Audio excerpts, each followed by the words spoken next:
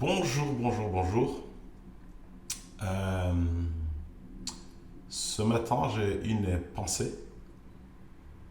La pensée est, imaginons que la vie sur cette terre est une pièce de théâtre où on doit jouer un rôle bien défini. Un rôle pour la pièce.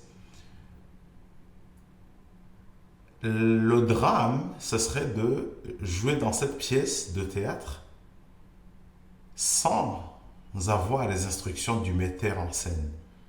C'est-à-dire que on fait tout au hasard en fait. On ne peut pas jouer ce rôle-là si on ne sait pas ce que le metteur en scène veut que l'on fasse, veut, ce qu'il veut pour ce rôle qu'il nous a donné. Maintenant, la Bible dit que Dieu, donc moi je pense que c'est lui le metteur en scène de cette pièce de théâtre, si on considère que la vie est une pièce de théâtre, la Bible dit que Dieu a tant aimé le monde qu'il a donné son Fils unique, afin que quiconque croit ne périsse point, donc qui ne loupe pas en fait sa destinée, qui ne loupe pas le rôle qu'il doit jouer dans la pièce de théâtre, mais qu'il ait la vie éternelle.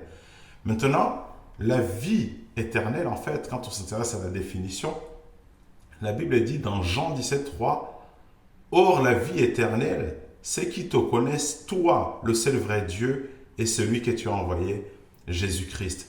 En fait, de ces deux passages, plus l'exemple de la pièce de théâtre, en fait, ça voudrait dire que connaître Dieu et Jésus-Christ nous ramène à jouer le rôle qu'on doit jouer, et que si, en fait, on ne joue pas ce rôle-là, on périt, on ne sert à rien, en fait. Donc, ce matin, on va nous exhorter à chercher à connaître Dieu, à hériter la vie éternelle. La vie éternelle, ce n'est pas une vie qui commence après la mort, genre on meurt et après on commence à vivre éternellement. Non, non.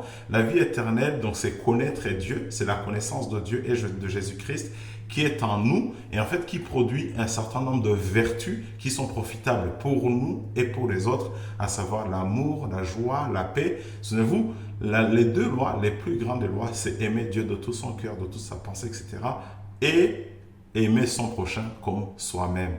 On ne peut pas y arriver sans avoir la vie éternelle à nous. Je prie que le Seigneur nous parle.